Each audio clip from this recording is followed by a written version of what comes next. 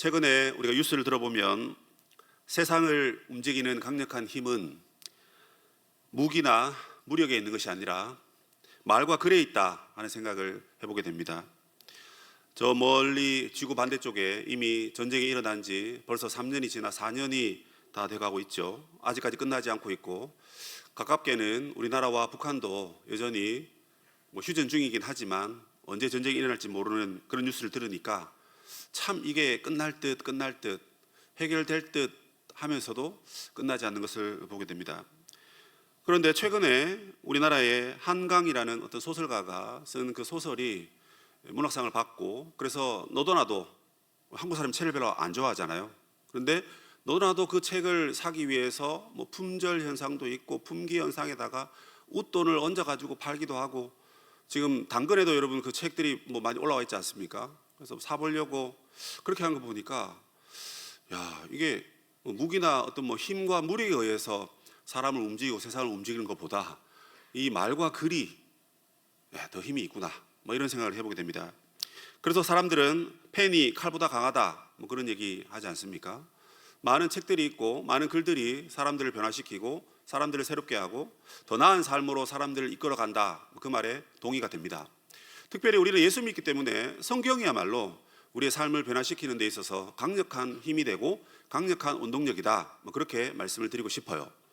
그래서 성경을 많이 읽고 많이 묵상하고 늘 성경을 우리 안에 채운다면 분명히 그 사람은 예수님을 닮아가고 있을 겁니다.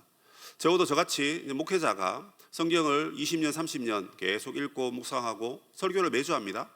그런 사람이 나이 들수록 이 목사님 얼굴에 예수님이 안 나타나면 할 말이 없습니다만, 어쨌든 정상적으로 간다면 예수님의 모습이 나타나야 되겠죠. 여기 앉아 계신 우리 청년들과 우리 성도님들도 동일합니다. 내가 하나님의 말씀으로 변화가 되는 거지, 누가 시켜서 해라, 하지 말아라, 안 하면 혼난다, 그런 어떤 강압적인 것으로 인해서 내 삶이 변화된다, 하루 이틀은 가능하겠지만 오래 지속되지는 않을 겁니다. 그래서 우리가 변화된 삶을 원한다면 여러분 하나님 말씀 앞으로 들어가야 됩니다. 근데 그 중에 저는 오늘 로마서를 여러분들에게 간략하게 앞부분만 가지고 말씀을 전하려고 합니다. 왜냐하면 많은 사람들이 성경을 읽고 변화를 받았는데, 그 변화 받을 때 성경이 무엇을 보았기 때문에 변화를 받았냐면 바로 복음을 이해했기 때문에 그렇습니다. 하나님 말씀 성경은요, 복음을 담고 있습니다.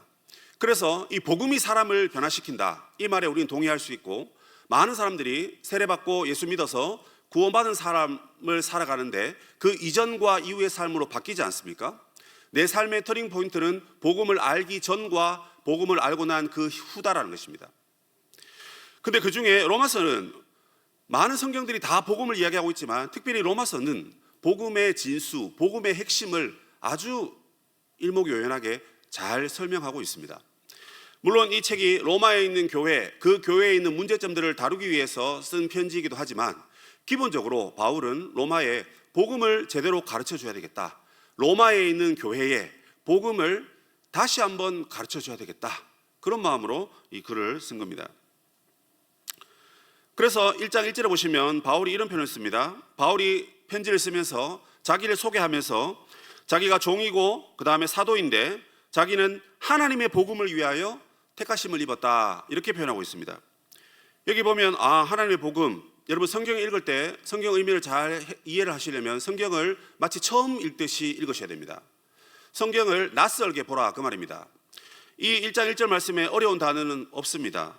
택정함을 입었다, 택했다, 그 뜻이죠. 쉬운 말입니다. 그런데 여러분 절대 이 평이한 말 가운데 평이한 내용이 아니다라는 것을 우리가 직감적으로 감지를 해야 됩니다. 여러분 1장 1절 가운데 어떤 단어가 우리에게 눈에 조금 특별하게 다가옵니까? 그것은 바로 오늘 설교의 제목에 적혀 있듯이 하나님의 복음이라는 것입니다. 하나님의 복음, 여러분 설명할 수 있습니까? 말할 수 있습니까? 말할 수 있죠. 쉽습니다. 하나님의 복음이니까 하나님 우리에게 주시는 좋은 소식, 그 말 아닙니까? 그죠? 그런데 여러분 이렇게 설명하면 이미 우리가 말씀을 제대로 이해하지 못한 것입니다. 왜냐하면 바울은 로마서를 기록할 때 이 복음에 대한 이야기를 여러 표현을 썼습니다. 나의 복음, 그리스도의 복음, 은혜의 복음, 이 복음, 이런 표현을 많이 썼어요. 그런데 특이하게도 하나님의 복음이라는 단어를 이 1장 1절과 15장 후반절에 가서 2번에 걸쳐서 쓰고 있습니다. 그런데 이 하나님의 복음을 쓰는 게 여러분 좀 이상하지 않습니까? 예수 그리스도의 복음, 이게 맞지 않습니까?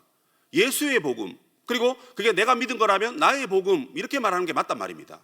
그런데 왜 이 특별한 하나님, 늘 쓰는 단어이지만 왜 이 단어를 복음과 함께 연관시켜 가지고 내가 하나님의 복음을 위해서 부름받았고 종이고 사도다, 이렇게 말한단 말입니다. 이게 여러분 뭔가 특이한 이야기를 지금 하려고 하는 겁니다. 로마에 있는 교회에게 편지를 보내면서 내가 쓸 말이 다른 말이 아니라 가장 첫 번째 문장, 가장 첫 번째 줄에 나는 하나님의 복음을 여러분에게 알려주고 싶습니다, 그 얘기를 했단 말입니다. 그래서 이 하나님의 복음이라는 이 단어는요, 사실 성경에 나오는 아주 독특한 표현인데, 바울이 쓰는 독특한 표현인데, 이 표현을 오늘 여러분들이 이 말씀을 들으면서 다시 로마서 1장 1절을 읽을 때 하나님의 복음이라는 것을 여러분 반드시 기억하시고, 이 단어 앞에 여러분의 인생과 여러분의 모든 삶과 재산과 모든 것을 걸 수 있는 그런 은혜가 저와 여러분 가운데 있었으면 좋겠습니다. 저는 오늘 이 하나님의 복음이라는 이 단어를 가지고 여러분에게 말씀을 전하려고 하는데, 먼저 이 하나님의 복음이라는 이 단어를 자세하게 우리가 인식을 하려면 복음이라는 단어를 이해를 해야 됩니다. 우리 아마 청년들이 성경 공부하시면서 복음이라는 단어를 많이 배우셨을 거예요. 이게 헬라어로 여러분 유앙겔리온이라는 것입니다. 유앙겔리온. 그런데 이 유앙겔리온이 한 단어가 아니라 두 단어를 합성해 놓은 겁니다. 앞부분에 있는 이 접두사가 뭐냐면 유이고, 그 뒤에 나온 전미사가 안겔리온입니다. 유가 뭐냐면 좋다라는 겁니다. 그리고 안겔리온은 소식이라는 뜻입니다. 합치면 좋은 소식, 기쁜 소식, 즐거운 소식, 행복한 소식이다 하는 겁니다. 굿뉴스다, 그 말이죠. 그런데 여러분, 당시에 이 바울이 살고 있는 이 당시에 무엇이 여러분 굿뉴스일까요? 크게 두 가지를 설명할 수 있는데, 그 첫 번째는 전쟁에서 승리한 소식이 굿뉴스입니다. 우리는 전쟁을 경험하지 않았고 간접적으로도 경험하지 못했기 때문에 전쟁의 승리가 얼마나 굿뉴스인지 잘 몰라요. 그러나 우리들의 할아버지의 할아버지들은 분명히 그것을 경험했고 실질적으로 많은 분들이 전쟁에서 목숨을 잃은 경우가 있죠. 그런데 만약에 여러분 그때 우리가 살았는데 전쟁에서 승리했다, 이게 얼마나 여러분 큰 굿뉴스겠습니까? 주전 5세기경에 페르시아 전쟁이 있는데, 그때 페르시아와 그리스가 대판 싸움을 벌입니다. 3번에 걸쳐서 싸움을 하게 되는데, 첫 번째 전투에서 그 약체와 같았던, 힘없었던 이 그리스가 질 줄 알았는데 대성을 거뒀습니다. 그리고 대성한 이 그리스의 군사가 아테네까지 열심히 달려서, 그게 마라톤 전투 아닙니까? 42.19km를 달려서 한 말이 있습니다. 무슨 말입니까? 유앙겔리온, 우리가 전쟁에서 이겼다, 그 말을 했단 말입니다. 우리가 일제 강점기 시대에서 해방하게 된 것도 복음이고, 한국 전쟁 가운데 어쨌든 휴전을 하게 되어서 이렇게 평화로운 나라를 이루고 사는 것도 사실은 복음이다, 뭐 이렇게 말할 수가 있는 것입니다. 그래서 첫 번째 복음은 전쟁에서 우리가 승리했다, 이게 바울 당시에, 그 당시에 복음이라는 것입니다. 그런데 이 복음이라는 이 내용이요, 구약에도 나옵니다. 언제 나오냐면 사울이 왕권을 갖고 있다가 사울이 죽습니다. 그리고 다윗이 이제 왕이 되지 않습니까? 그런데 여러분, 다윗이 왕이 되었는데 사울이 아직 살아 있었습니다. 그런데 한 신하에 의해서 사울이 죽었습니다 라는 말을 다윗에게 전합니다. 그때 전하는 단어가 히브리어 바사르라는 단어가 있는데, 그게 바로 헬라어의 유앙겔리온과 같은 이야기입니다. 그러니까 전쟁이 끝나고 정권이 바뀌어가지고 새 왕이 등극했다, 이것 또한 복음이라는 것입니다. 이런 맥락에서 이 바울 시대의 이 복음은요, 황제가 태어났을 때 유앙겔리온이라고 사람들이 외쳤습니다. 유앙겔리온, 유앙겔리온 하는데 그 말이 무슨 말이냐면 새로운 황제가 탄생했단 말입니다. 여러분, 로마 시대의 황제는요, 신으로 여겼습니다. 사람입니다. 그런데 황제가 태어나면 신이 사람으로 왔다, 이렇게 믿을 정도로 그들은 그걸 중요하게 생각했습니다. 그래서 황제의 이름 앞에 절을 했고요, 살아있는 황제를 위해서 제사를 드리고 축제를 하고 잔치를 벌이면서 엄청난 유흥과 그다음 즐거운 시간들을 보냈던 것입니다. 새로운 황제가 탄생했기 때문에 우리에게 뭔가 새로운 좋은 정권과 좋은 전략으로 배부르게 해주고, 바깥에 있는 적군들을 다 막아주고, 팍스 로마나, 그러니까 로마의 평화를 계속해서 이루어주는 그런 신과 같은 황제가 탄생했다니, 이것이야말로 우리 인생의 가장 큰 복음이다, 요한겔리온이다, 이런 얘기를 하는 것입니다. 당시만 해도 여러분, 우리의 목숨과 우리의 모든 삶의 자유가 국가에 귀속되어 있고 황제 한 사람을 위해서 많은 국민들이 희생하고 많은 사람들이 죽어가도 황제만은 살려야 되고 황제는 건강해야 되고 황제는 온전해야 되고 그런 사고관을 갖고 있었기 때문에 이 두 가지 사실은 분명히 복음이 맞습니다. 당시는 그렇단 말입니다. 그런데 그 당시의 삶을 살고 있는 바울이 황제가 복음이다, 전쟁에서 승리해서 우리나라 영토를 지키고 잘 먹고 잘 살 수 있게 되었다, 우리 재산을 유지할 수 있게 되었다, 우리가 더 강한 나라, 더 힘 있는 나라가 되었다, 그래서 이것이 복음이다 라고 말하는 그 시대에 그것이 복음이 아니고 하나님의 복음이 있다, 이런 얘기를 하고 있는 것입니다. 지금 여러분, 우리가 밖에 나가서 하나님의 복음입니다, 요한겔리온 이렇게 말해도 저 얼빠진 녀석이, 저 전신 나간 사람이 뭐 이렇게 말하지 우리를 잡아간다거나 감금한다거나 뭐 그렇지 않습니다. 그리고 그런 것들을 두려워하지 않습니다. 부끄러워서 나가서 그렇게 못할 뿐이지 얼마든지 해도 되고 그렇게 함으로써 복음을 전할 수 있습니다. 그런데 이 시대는 그렇게 해도 아무도 뭘 안 합니다. 그런데요, 여러분, 이 당시는 황제의 이름을 갖고 욕을 해도 여러분 고발하면 잡혀가서 사형을 당합니다. 예수님이 당하신 십자가 처형이 여러분 어떤 사람들이 당하는 벌입니까? 가장 극악모도한 범죄자에게 주는 형벌입니다. 어떤 겁니까? 전쟁에서 탈영한 사람들. 그만큼 그 시대의 전쟁이 중요했던 겁니다. 전쟁에 이겨야 우리의 가정이, 우리의 삶이, 우리의 교회가 유지가 되기 때문에 전쟁에서 만약 탈영을 했다? 그건 자기 장군 손에 죽는 겁니다. 뿐만 아니라 정권을 향해서 손가락질했다, 욕을 했다, 이 대통령 XX 뭐 그렇게 한단 말입니다. 영부인 어쩌고 저쩌고 그렇게 하잖아요. 매스컴에도 나오고 신문에도 심지어 개그 프로에도 회자되는 그런 이슈들, 그런 것들을 우리는 마음껏 합니다. 민주사회에서는 뭐 그런 것들이 허용이 되는 것 같습니다. 그런데 그 시대만 해도 황제를 만약에 향해서 손가락질하고 욕을 했다? 여러분 고발하면 그 사람뿐만 아니라 그 가정과 모든 가문이 여러분 몰살당하는 시대입니다. 그런데 바울이 지금 뭐라고 하고 있습니까? 황제가 복음이 아니고 전쟁에 승리하는 것이 복음이 아니고 하나님이 바로 요한겔리온이다. 하나님의 복음이 여기 있다. 하나님의 복음을 너희들이 들어야 된다. 이 얘기를 지금 여러분 하고 있는 것입니다. 현대 사회를 살아가는 우리들에게 여러분 좋은 소식들이 많이 있습니다. 저는 여러분들이, 우리 유대교 청년들이 목사님 저 결혼하게 되었어요, 그 얘기 참 듣고 싶습니다. 목사님 저 이번에 입사했어요. 그래 고생했구나. 내가 와서부터 계속 공부하더니만 드디어 들어갔구나. 야 그래도 야 너는 무능하고 너는 부족하지만 하나님 살아계시니까 하나님 너를 건졌네 하면서 하나님께 영광, 뭐 이런 소식을 듣고 싶습니다. 또한 우리 고등부 친구들 이제 수능이 뭐 한 달도 안 남았지 않습니까? 저도 아들이 있는데 이제 한 2년 후면 이제 시험을 치는 나이가 벌써 되었더라고요. 그러다 보니까 이런 이야기들 또 그런 수험생들이 여러분 내 아들처럼 그렇게 느껴지더라고요. 그래서 우리 친구들이 정시나 수시나 잘 합격해서 목사님 저 기도해 주셔서 감사합니다. 그래 야 기도 많이 안 했는데 너가 열심히 했나 보다 해가지고 합격을 딱 했단 말입니다. 그럼 이것도 우리가 요한겔리온이 될 수 있는 것입니다. 신혼부부가 여러분 결혼하려고 하는데 집이 없어요. 그 집을 구해야 되는데 하나님이 진짜 은혜로 뭐 주택 청약이 당첨이 됐다든지 또는 여러분 뭐 청년주택이든 어쨌든 해가지고 집이 마련됐어요. 얼마나 좋습니까?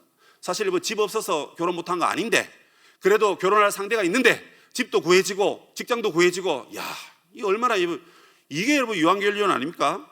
또 우리 아버지들이 회사에서 승진하고 합격하고 뭐 그런 겁니다.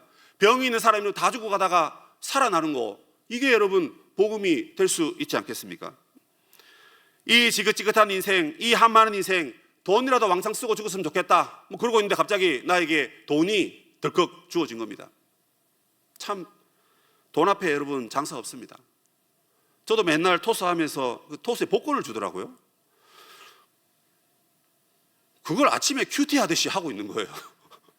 화장실 들어가가지고 야 오늘은 복권 제일 많이 받은 게 20원입니다. 저 20원 받으려고 그거 만약 100만 원 받았으면 여러분 제가 목사니까 여기서 뭐 광고는 못 하겠고 속으로는 너무 좋아가지고 야 이게 복음이구나, 나에게도 100만 원을 주다니. 웃고 있는 거 보니까 여러분들도 날마다 하고 계시는 것 같아요. 무병장수하고 만사형통하고 내 뜻이 이루어지고 내 문제가 풀리고 이게 여러분 복음이다, 뭐 이렇게 어느 정도 말할 수 있겠죠. 그러나 오늘 성경은 그건 진짜 복음이 아니라는 겁니다, 여러분. 아니, 목사님, 지금 저는 결혼해야 될 나이가 지났고요. 지금 입사하려고 지금 5년째 눈치 보고 지금 공부하고 있는데 집에서 좀 쫓겨나게 생겼어요. 그런데 그게 복음이 아니라니요. 부분적으로 복음이 될 수도 있겠지만 여러분, 그것이 진짜 우리의 생명을 걸만하고 우리의 미래를 책임져주고 우리의 모든 것을 앗아간다 하더라도 그거 하나만큼은 나에게 주어져야 되고 내가 가지고 있어야 되고 그것이 나를 살리고 그것이 내 미래와 내 영원한 삶을 주장하는 그런 하나님의 복음은 아니라는 말입니다. 그래서 바울이 지금 로마 교회, 여러분 그 당시 로마가 제일 잘 사는 나라입니다. 제일 힘센 나라예요. 전쟁만 하면 다 잡아먹어버리고, 그리고 바깥으로 전쟁을 계속 해야 되니까 국내적으로는 그냥 모든 문화시설들을 다 만들어가지고 사람들을 거기에 다 현혹시킨 거예요. 검투사들을 뽑아가지고 피를 흘리게 하고 거기에 사람들이 막 넘어가는 그런 오락적인 문화, 거기에 취해 있으면서 많은 돈과 세금을 내어도 그런 즐거움이 있으니까 이 나라 살만하네, 이렇게 만들었단 말입니다. 그래서 로마가 아니면 죽음을 달라, 난 로마인이야, 난 로마 시민이야, 그 기쁨에 여러분 취해 있는 그 시대 그 사람들에게 황제가 여러분들에게 복음이 아니라 예수 그리스도가 복음이다, 그 얘기를 바울이 지금 하고 있는 겁니다. 만약에 바울이 로마에 있으면서 이 편지를 써가지고 로마에 있는 사람들에게 편지를 돌렸잖아요. 제가 봤을 때 하루 만에 바울이 잡혀가지고 바로 처형당했을 겁니다. 그런데 감사하게도 바울이 3차 전도 여행 때 고린도 지역에 머물러 있었습니다. 그때 머물러 있으면서 로마 지역을 생각하고 편지를 기록했습니다. 그러니까 다른 지역에 있는 거예요. 그리고 편지만 간 겁니다. 그러니까 바울이 잡혀가거나 뭐 감옥에 갇히지 않았지, 사실 만약 거기 있었다면 이거는 가히 그 사회의 혁명적 공격적 믿음과 선포를 했다, 이렇게 보시면 된다는 것입니다. 그래서 바울이 얘기하는 복음이 그러면 어떤 겁니까? 1절부터 7절까지 그 복음에 대한 여러 가지를 얘기합니다. 자세히 설명하지 않겠습니다. 먼저 복음의 기원에 대해서 얘기합니다. 복음이 어디서부터 왔냐는 거죠. 2절에 보니까 복음은 하나님께로부터 왔다는 것입니다.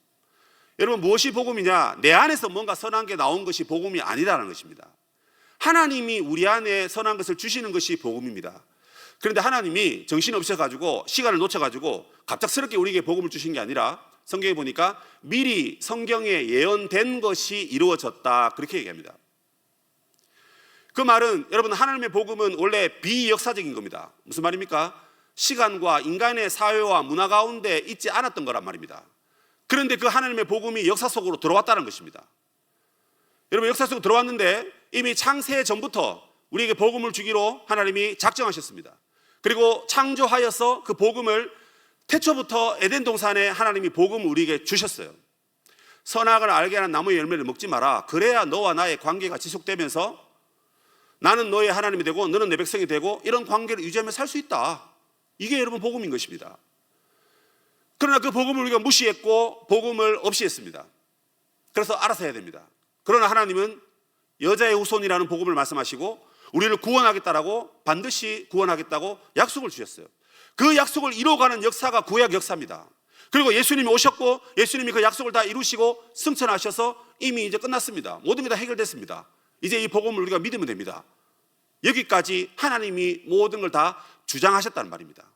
하나님이 섭리하셨다는 말이고, 하나님의 계획에 의해서 차근차근 마귀가 아무리 공격해도 하나님은 이 계획을 이루기 위해서, 이 복음을 성취하기 위해서 끝까지 여러분 밀고 갔단 말입니다. 여러분, 다이어트 하시면 며칠 갑니까? 여러분, 작전기도 해보셨어요? 내가 뭔가를 이루기 위해서 계획을 잡고 한 달이고 두 달이고 뭐 1년이고 뭐 그런 적이 있으시죠? 얼마나 여러분이 목표를 향해서 오랫동안 그 일을 하실 수 있습니까? 무시하는 발언이 아니고 여러분 열심히 하시고 잘 하십니다. 물론 저처럼 하루 이틀 만에 뭐 포기가 되고 실패가 되는 분도 계시겠지만, 가장 긍정적인 답을 드릴 때 여러분 평생에 한 가지 목표를 끝까지 이루었다 칩시다. 그래봐도 여러분들이 80세 사시면 80년밖에 못하는 겁니다. 100살을 산다 해도 100년밖에 못하는 거예요. 그런데 여러분, 수천 년 동안 하나님께서 우리에게 복음을 주시기 위해서 옛날부터 지금까지 계속해서 복음을 우리에게 주시고 믿어라, 깨우쳐라, 받아들여라, 그렇게 하신 하나님이 세상에 하나님 말고 어디 계십니까? 황제가 뭐 우리에게 좋은 걸 준다고요? 황제가? 전쟁 한 번 이긴 것이 우리에게 진짜 복음이라고요? 여러분, 그게 복음이 아닌 것입니다. 한 번 회사에 합격하고 한 번 내가 원하는 것을 가지고 한 번 원하는 것을 누린다고 해서 그것이 진짜 나를 기쁘게 해주는 기쁜 소식이다? 그게 아니란 말입니다. 하나님으로부터 온 것이 복음이고 그 하나님으로부터 온 것은 바로 예수님이십니다. 그래서 복음의 기원은 하나님으로부터 와야 되고요, 복음의 내용은 아들에 관한 것입니다. 그 아들은 예수님입니다. 그 아들을 육적으로, 그 다음에 영적으로 이렇게 표현합니다. 육적으로는 예수님께서 다윗의 혈통에 나셨다, 이 말을 합니다.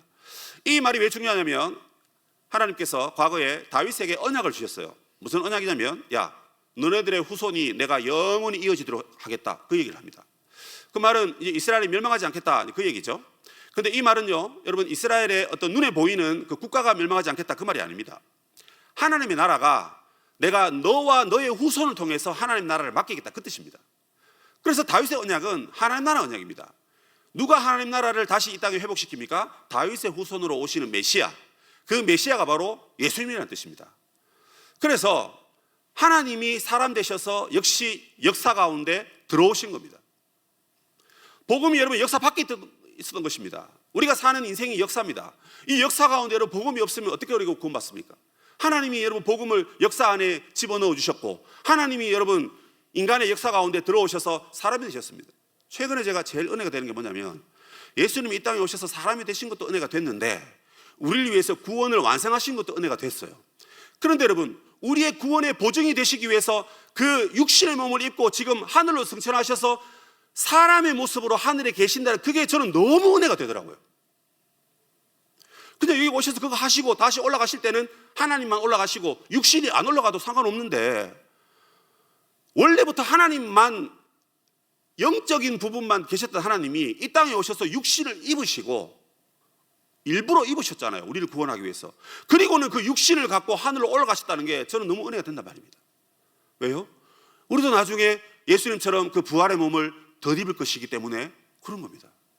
그래서 다윗의 혈통으로 오신 예수님은 하나님이 육신 되시고 육신 되신 그분이 바로 우리의 메시아다는 것입니다. 또 그 밑에 구절에 가보면 성결의 영어로는 그가 부활의 몸을 덧입은 분이다, 이렇게 얘기합니다. 이건 뭐냐면 여러분, 죄와 사망의 권세를 이기신 분이다, 그 뜻입니다. 이게 복음이라는 것입니다, 여러분.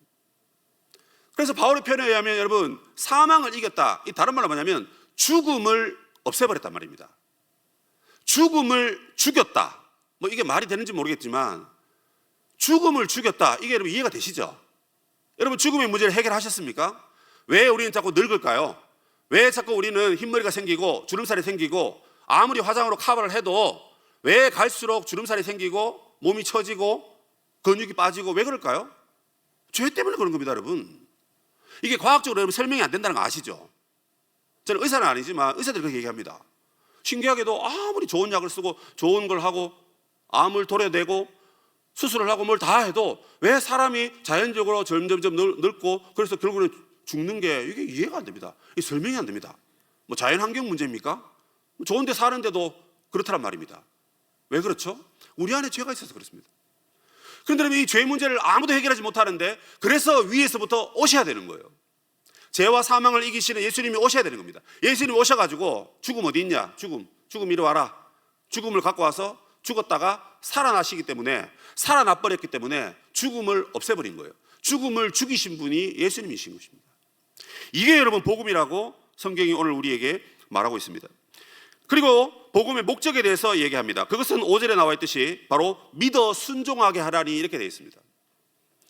왜 하나님으로부터 복음이 왔고 왜 아들의 복음을 우리에게 주셨는지, 그것은 바로 우리가 이 복음을 믿고 복음에 순종하라고 이걸 주셨다는 것입니다.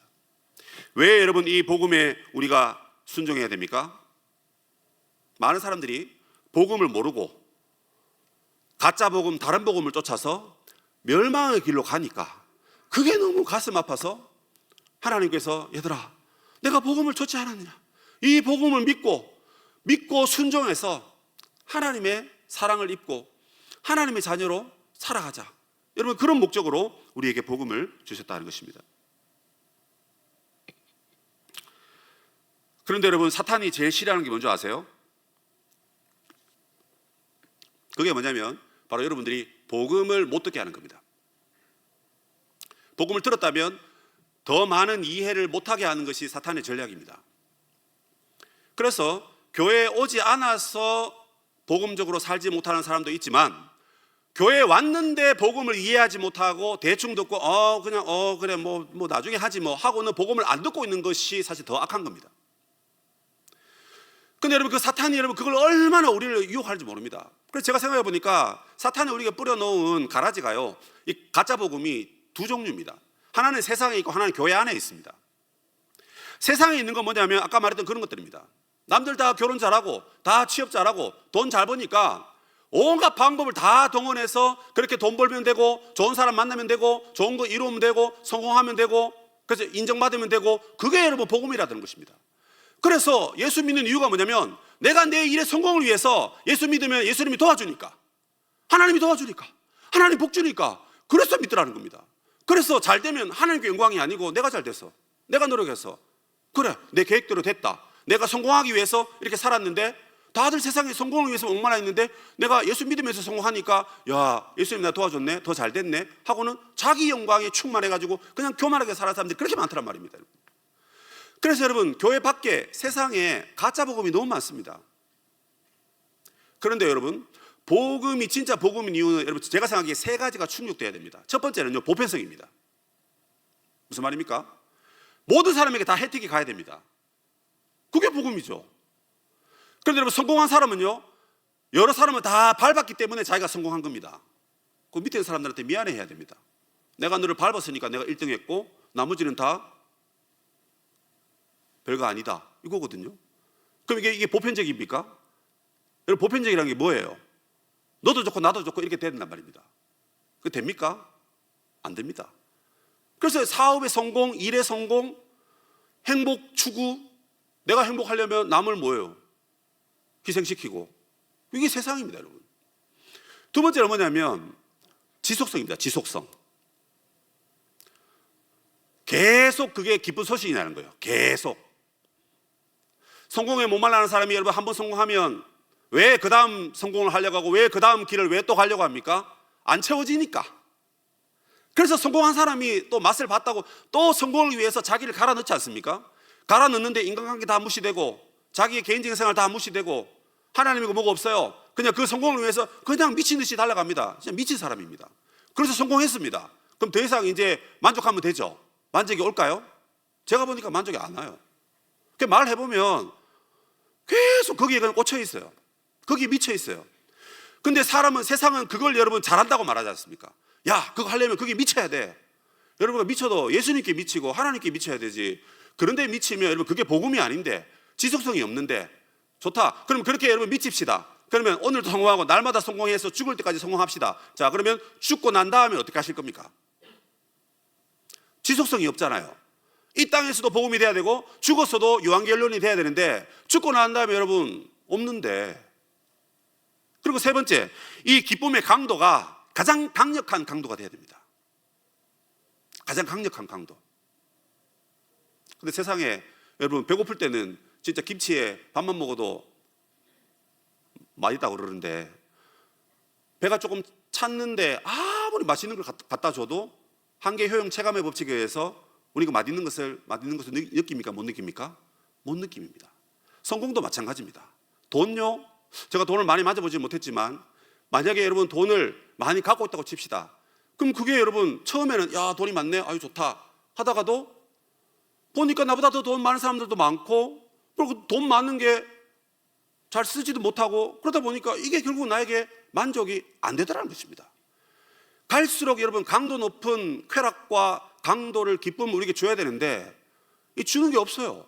그런데 신기하게도 이 복음은 그걸 만족시키더라고요. 내가 A라는 범죄를 했을 때 내가 참 죽을 죄인인 줄 알았는데 하나님 날 용서해 줬다 하니까 그게 너무 기쁘더라고요. 근데 나중에 이게 간이 배 밖에 나와가지고 더 큰 죄를 지었어요.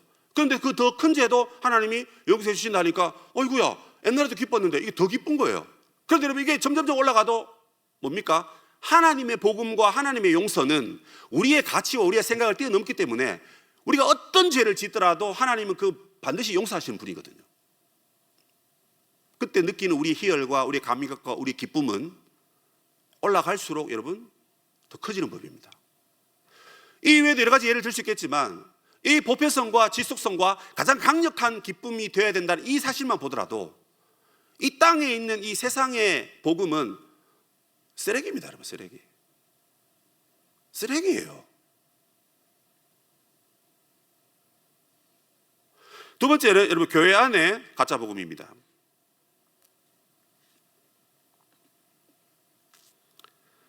교회가 하나님 중심이 아니라 사람 중심으로 너무 흘러갑니다. 그래서 교회의 메시지 가운데 죄에 대해서 침묵하는 관대한 은혜가 너무 많습니다. 여러분, 하나님 십계명 왜 주셨습니까? 죄 짓지 말고 살아라고. 구원 받았으니까 죄 짓지 말고 하나님의 자녀답게 떳떳하게 어깨 펴고 살아. 기준은 이거야.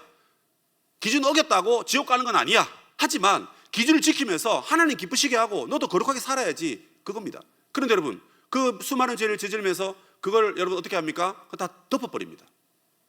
아무리 큰 죄를 져도 덮어버립니다. 중직자들이 큰 죄를 짓고 심지어 목사들이 큰 죄를 짓는데 그냥 덮어버리고 사임만 하면 끝입니다. 벌을 받아야죠. 무엇이 하나님의 뜻인지를 알아야 되고, 그렇지 못했을 때 회개하고 용서받고, 그래가지고 다시 복직은 못하더라도 용서받고 하나님 앞에 회개하고, 그걸 공동체가 같이 해야 되지 않습니까? 만약에 여러분 제가 큰 죄를 졌다 칩시다. 그럼 그게 기본적으로 저의 죄지만 우리의 죄입니다. 왜요? 우리가 예수 그리스도 한 몸이라면서요. 한 몸인데 여러분, 제가 죄 졌는데 여러분들이 죄 안 졌다고 여러분들은 의인이고 저는 죄인입니까? 같은 죄인입니다.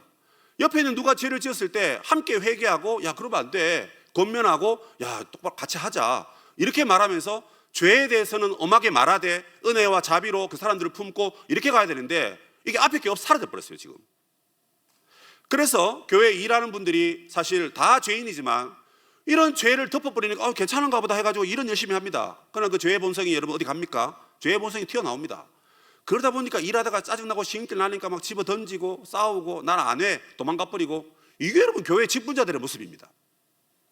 죄를 죄로 말하고, 그게 이제 사람의 음성이 아니라 하나님의 음성으로 나한테 들리면, 야 내가 그래도 인내하고 참아야지, 나도 옛날에 저랬어, 어이구 하나님 우리를 불쌍히 여겨 주옵소서, 어떻게 저 목사님이 혼자 지은 죄지만 그래도 이것은 우리의 죄고, 이것은 교회의 죄이고, 이거는 한국 교회의 범죄 아닙니까? 이러면서 여러분 회개하고 그렇게 돼야 되는데 이게 사라졌단 말입니다. 또한 여러분, 개인의 구원보다 사회의 정의를 위한 복음을 너무 앞세울 때 또 문제가 생깁니다. 오해하지 말고 들으십시오. 사회 정의를 위해서 교회가 목소리를 내고 움직이는 것은 필요합니다.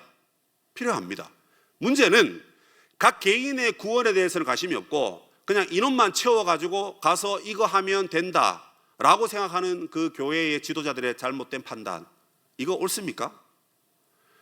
교회라는 기관을 하나님 왜 세우셨죠? 하나님은 교회와 국가를 통해서 세상을 움직이십니다. 하나님 교회를 통해서 영혼을 구원하라고 교회를 세우신 거예요. 나란 일 하라고, 세상 일 하라고, 다 잘 먹고 잘 살게 하라고, 돈 벌게 하라고 교회를 세운 게 아니란 말입니다, 여러분. 그런데 교회가 여러분 개인의 구원에 대해서 관심이 없고, 행사를 한다든지 국가 일에 동원되고 국가 일에 사회 정의에 사회 복음을 위해서 이렇게 해야 됩니다.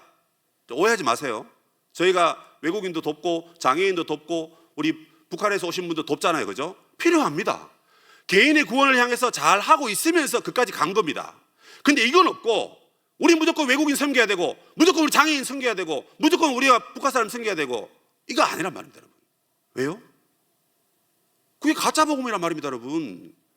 개인의 구원, 그러니까 저 사람들이 예수 믿는지 안 믿는지, 잘 믿으면서 주일 성수도 하는지 안 하는지, 그의 인생을 하나님께 맡겼는지 안 맡겼는지, 결혼을 하는데 불신 결혼하는지 아니면 믿는 사람하고 결혼하는지, 이런 걸 살피고 그 영혼들이 바로 서기를, 사역자들과 함께 사람들을 섬기고 꿈터에 모이고. 여러분, 그래서 꿈터가 정말 중요한 거예요. 혼자 놔둬보세요, 다 자기 마음대로 살아요. 꿈터에 같이 있으니까 아이고 나 저러면 안 되는가 보다. 나도 저런 마음 가졌었는데 회개하고 똑바로 살아야 되겠다. 이게 여러분 교회입니다. 그런데 여러분 선한 일을 한다고 내 구원은 전혀 신경 안 쓰고 경건의 생활은 없고 좋은 일 한다고 교회 돈 모아가지고 고아원 갖다 주고 학교 장학금 주고, 여러분 이게 교회입니까? 오해하지 말라고 했습니다. 지금 계속 가짜 복음입니다. 여러분 가짜 복음입니다. 그 외에도 많지만 예수 믿으면 만사형통 무조건 잘 된다, 이거 무조건 진리입니까? 저는 예수 믿는데 왜 우리 집에 장애 아이가 왜 태어났어요? 그러면 저 예수를 위해서 목숨 걸라고 여기까지 왔는데 수천만 원 들어가지고 공부까지 다 했고 목사 되려고 10년 넘게 공부했습니다. 어느 국가고시가 여러분 10년 공부해가지고 붙는 게 어디 있습니까? 그럼 누가 합니까 그거를? 10년 동안 여러분 100만 원 200만 원 받고 겨우 5식구 먹여가면서 그렇게 왔습니다 지금까지. 근데 왜 그런 일이 왜 발생합니까? 예수 믿으면 무조건 만사형통? 그게 아닐 수 있습니다 여러분. 그런데 그렇게 막 가르치면서 예수님을 안 바라보고 예수님 때문에 받는 만사형통 그 무엇만 바라본단 말입니다. 아까 말했던 그 세상의 그 복음, 그런 거 말입니다. 세상의 성공 뭐 이런 거. 예수님이 도움을 주시고 우리에게 안내를 주시고 은혜를 주시지만 그게 없으면서도 예수님이 주시는 평강과 구원의 은혜와 감격 속에서 살아갈 수 있는 것이 복음이지. 그래서 예수님을 먼저 만나야 되는데 예수님이 우리 손에 갖다 주시는 그 세상의 그 값진 것 이것만 먼저 맛보니까 예수님과의 관계가 안 되는 겁니다. 여러분. 마치 이런 거죠. 내가 저 사람하고 결혼하고 싶은데 저 사람이 가진 외모와 재산이 너무 탐나는 거예요. 뭐 영혼과 정신은 모르겠고 예수 안 믿어도 상관없는데 외모와 돈이 너무 탐나는 거예요. 그래서 그냥 덜컥 결혼을 한 겁니다. 살고 보니까 여러분 외모 뭐 한 3년 가면 다 똑같아집니다. 돈요? 뭐 돈이 모든 걸 다 채워주지 않으니까. 근데 그 사람 마음이 안 맞는데 어떡해요? 그래서 뭐 산이 많이 헤어지고 그런 거 얼마나 많이 봅니까? 우리가 여러분 예수님과 교제와 하나님과 교제와 만남을 가질 때 예수님 자체에 대해서 관심을 가지고 하나님이 어떤 분이신지 그 하나님의 인격을 바라보고 그 하나님 한 분만으로 저는 만족합니다. 이게 돼야 되는데 예수님이 주시는 그 복, 하나님 주시는 그 은혜, 복, 물질 다 눈에 보이는 거 아닙니까? 이게 너무 좋아가지고 거기에 빠져버리니까 여러분 가짜 복음으로 가더란 말입니다. 더 설명하면 안 될 것 같습니다. 너무 많기 때문에. 그래서 저는 반대 얘기를 하고 마치겠습니다. 그러므로 오늘 바울이 세상에 수많은 유앙겔리온이라고 말하고 있는 그 무엇, 아마 여러분들이 가장 믿었던 가족이나 가장 믿었던 친구나 회사에 가장 의지했던 선배들이나 또는 후배들이 여러분들을 그렇게 유혹할 겁니다. 야, 예수의 복음만 복음이냐? 이것도 복음이야. 여기 투자해봐. 여기 돈 갖다 넣어놔. 그러면 부자 돼. 이런 겁니다.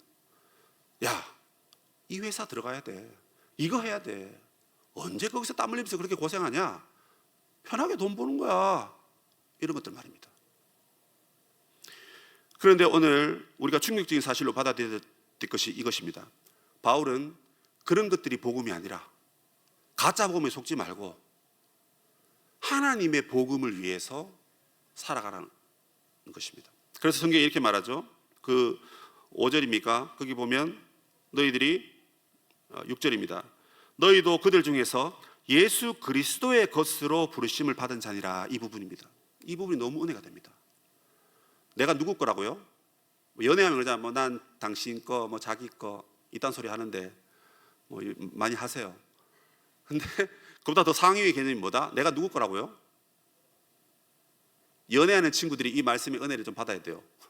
서로가 서로에게 속한 게 아니고 먼저 우리가 예수 그리스도의 것이다 그 말입니다. 그 말은 하나님의 복음의 소유를 갖게 됐다 그 말입니다. 그래서 여러분 우리가 세상 복음, 가짜 복음, 교회 안에 있는 그런 낡아 빠진 쓰레기 같은 그런 복음을 쫓아가지 말고 하나님의 복음 예수 그리스도를 여러분 마음에 소유하고 모셔야 됩니다. 그래서 우리는 나는 예수 그리스도의 것이다. 나는 예수 그리스도의 것이다. 그래서 여러분 좀 어려워도 됩니다. 뭐 시험이 좀 떨어지면 어떻습니까 여러분? 안 믿는 사람은 붙어야 돼요. 왜? 그거밖에 소망이 없으니까. 근데 예수 믿는 나는 떨어져도 돼요. 왜? 예수가 계시니까. 나는 예수 그리스도의 것이니까. 시험 떨어지면 지옥 갑니까? 결혼 못하면 지옥 갑니까? 돈 못 벌면 여러분 나가서 죽어야 됩니까? 아니잖아요. 그런 거 필요 없어도 내가 예수 그리스도의 것이다 라는 거, 이거 하나만 믿으면 하나님이 나의 하나님이시고 모든 걸 갖고 계신 그 하나님이 우리 안에 오셔서 우리에게 만족과 기쁨과 모든 것을 다 책임져 주신다 하셨는데, 그 예수 그리스도의 것, 하나님의 복음, 여러분 이걸로 우리가 만족한 삶을 살아야 되지 않느냐 이 말입니다. 여러분. 그래서 끝으로 여러분, 바울은요 지금 이 하나님의 복음을 누구에게 설명하고 있습니까? 누구에게 설명하고 있죠? 교회에 설명하고 있습니다. 여러분.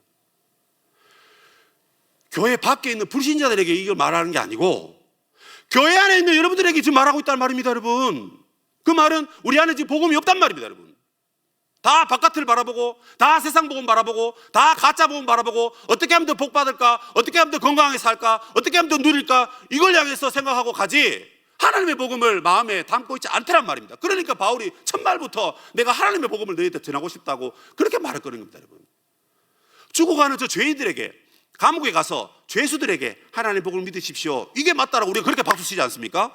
그런데 바울이 그게 아니고 교회 안에 있는 우리한테, 목사인 나한테 너 왜 복음이 없냐, 그런 얘기를 하니까 그 뒤로 제가 성경을 못 읽겠어요. 성경을 못 읽겠어요. 이거부터 해결이 안 되는데, 이거부터. 여러분, 우리가 반성해야 됩니다. 교회인데 복음이 없어요. 교회인데 복음이 없습니다. 야, 이 말하면 제가 이제 목사님하고 장로님한테 엄청 야단 맞을 겁니다. 김포에서 제일 큰 교회고 김포에서 제일 부흥하는 교회인데 1년에 500명씩 오는데 왜 복음이 없냐, 뭐 이렇게 하시겠죠. 오해하지 말고 들으셔야 되겠죠, 그죠? 근데 진짜 우리 안에 복음이 없는 거 아닌가? 진짜 우리가 솔직하게 우리를 끄집어내 가지고 하나님 앞에 보이면서 하나님 치료해 주세요, 제가 하나님 복음을 위해서 이제 살겠습니다. 저는요 하나님의 복음을 위해서 목숨 걸 자신이 있습니다. 뭐 저만큼 아니더라도, 제가 잘났다는 게 아니라 받은 은혜가 너무 크니까. 여러분도 그런 은혜가 너무 크시다면 여러분이 목회를 안 하시더라도 뭘 하시더라도 예수 그리스도의 것으로 하나님의 복음을 전하는 자로 여러분 그렇게 살아가시기 바랍니다. 그거면 됩니다. 그거면 됩니다.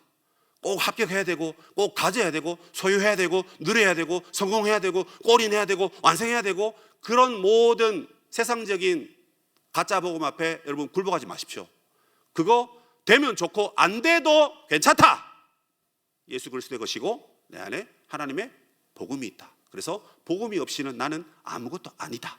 여러분, 그렇게 여러분의 정체성을 스스로 이 복음 앞에서 정립하시기 바랍니다. 그러므로 여러분, 이 하나님의 복음 어디에 있어야 된다고요? 교회에 있어야 됩니다. 교회가 돈이 많으면 좋고 사람 많으면 좋고 그거 아닙니다. 연말 되면 이제 임원들도 선출하고 일꾼들을 뽑습니다. 어떤 사람을 뽑아야 됩니까? 하나님의 복음이 있는 사람.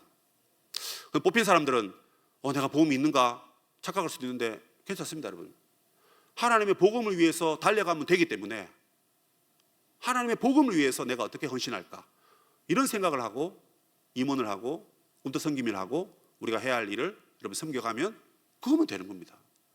여러분, 우리 청년들이 뭐 먼 돈이 있고 먼 시간과 에너지가 있습니까? 여러분, 다 힘들게 있지 않습니까? 하지만 여러분, 하나님의 복음이 보이는 곳은 여러분 모든 것을 다 헌신하고 투자해서라도 그 방향으로 가셔야 됩니다. 여러분, 돈 된다 하니까 이 길 가고, 인정된다 하니까 인정해준다 하니까 저 길 가고, 그게 아니라 하나님의 복음이 여러분을 손짓하면 그 복음을 위해서 달려가고, 그래서 하나님을 기쁘시게 하고 예수 그리스도의 것으로 여러분 살아가는 그런 우리 청년들과 하나님의 백성들이 다 되시기를 주님의 이름으로 부탁하고 축복합니다. 아멘.